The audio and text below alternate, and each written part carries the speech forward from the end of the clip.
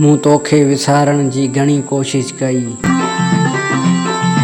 पर हर कोशिश तुंहिंजी यादि बणिजी वई। वक़्तु बि गुज़री वियो ऐं मौसमूं बि बदिलजी वयूं, पर दिलि जी हिक कुंड में तुंहिंजो नालो अॼु बि साॻियो लिखियलु आहे। अजीब आहे मोहबत बि,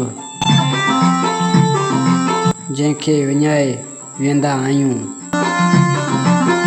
अक्सर दिलि उन्हनि खे ई संभाले रखंदी आहे। या ही